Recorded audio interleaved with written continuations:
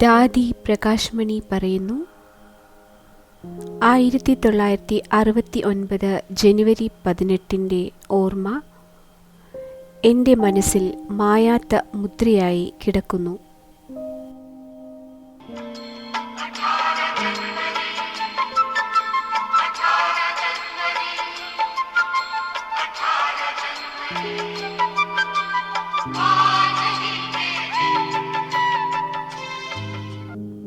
ആ ദിവസം രാവിലെ മുതൽ തന്നെ ബാബയുടെ ആരോഗ്യത്തിന് എന്തോ ഒരു വല്ലായ്മ ഉണ്ടായിരുന്നു.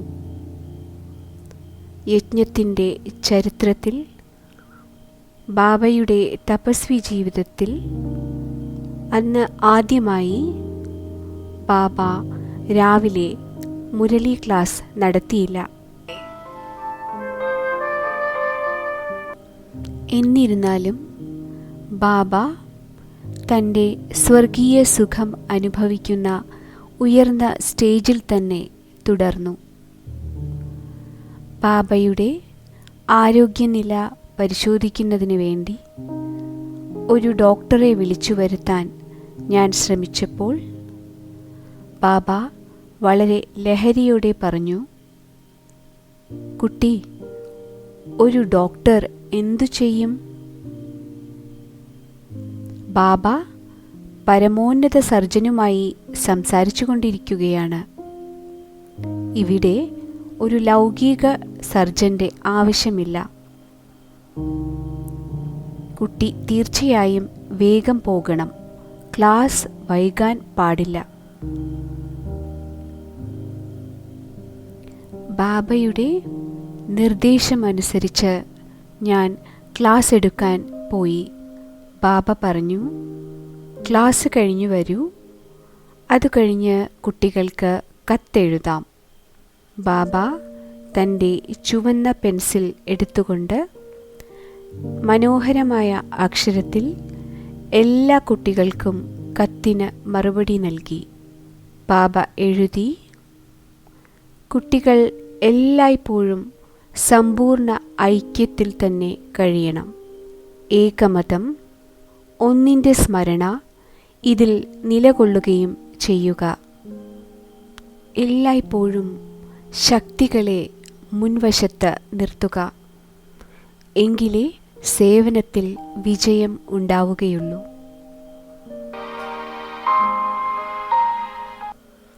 ബാബയുടെ ഈ അവസാനത്തെ കത്ത് നിരവധി കുട്ടികളുടെ ഹൃദയത്തിൽ പതിഞ്ഞു. പുതിയ ലോകത്തിൻ്റെ സൃഷ്ടിക്ക് ഉപകരണമായ ബ്രഹ്മബാബയുടെ വ്യക്തിപരമായി എഴുതിയ ഒരു കത്ത് ലഭിച്ച ആത്മാക്കൾ തീർച്ചയായും ഭാഗ്യവാന്മാരാണ്. അതിനുശേഷം ഞാനും ബാബയും നടക്കാൻ ഇറങ്ങി. പാണ്ഡവ് ഭവൻ്റെ ഓരോ മൂലയും ബാബ എനിക്ക് കാണിച്ചു തന്നു. അവിടെയുള്ള ഓരോ കെട്ടിടത്തെയും കുറിച്ച് ഓരോ വിശദാംശങ്ങളും ബാബ എനിക്ക് വിശദീകരിച്ചു തന്നു. ഭാവി നിർമ്മാണ പ്രവർത്തനത്തിനായി താൻ ആസൂത്രണം ചെയ്ത എല്ലാ കാര്യങ്ങളും എനിക്ക് സൂചിപ്പിച്ചു തന്നു.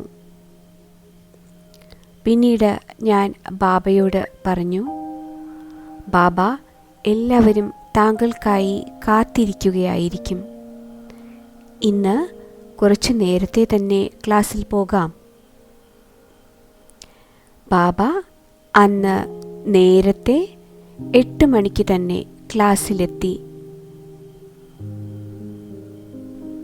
ഗീതയെക്കുറിച്ചുള്ള മുഴുവൻ അറിവിൻ്റെയും സത്തയും പുരോഗതിക്കുള്ള ഉന്നതമായ മാർഗവുമാണ് ശരീരത്തിൽ ഇരുന്നു കൊണ്ട് ബാബ പറഞ്ഞ അവസാന ക്ലാസ്സിൽ ഉണ്ടായത്.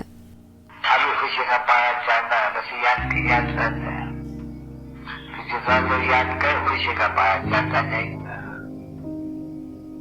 सब पर गुण भी होते नहीं। गाय कहते हैं निंदा हमारी जो करे मित्र हमारा स्वर्ग बनवाए। भगवान कहते नहीं मेरी गिलानी बहुत कर मैं आके मित्र बनता हूँ, तो गाय भी जाते नहीं। ഈ രീതിയിൽ സ്മരണയുടെ തീർത്ഥാടനത്തിൻ്റെ പ്രാധാന്യത്തെക്കുറിച്ച് ബാബ ഊന്നിപ്പറഞ്ഞു. ബാബ പിന്നീട് എഴുന്നേറ്റ് വാതിലിനടുത്തേക്ക് നടക്കാൻ തുടങ്ങി. വാതിലിനടുത്തെത്തിയപ്പോൾ ബാബ അവിടെ നിന്നു. കുട്ടികളോട് ഇങ്ങനെ പറഞ്ഞു: കുട്ടികളെ, നിർവികാരിയും നിരഹങ്കാരിയും നിരാകാരിയുമായി മാറുക. ഏത് രീതിയിലാണോ പരിധിയില്ലാത്ത പൂർണ്ണനായ പിതാവ് നിരാകാരിയും നിരഹങ്കാരിയും നിർവികാരിയുമായി ഇരിക്കുന്നത്, കുട്ടികളായ നിങ്ങളും അതുപോലെ തന്നെ ആയിത്തീരണം.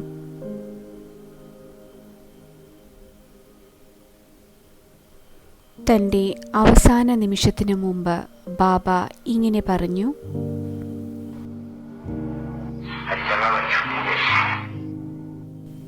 അന്നായിരുന്നു ആദ്യമായി ബാബ ഈ വാക്കുകൾ പറഞ്ഞത്.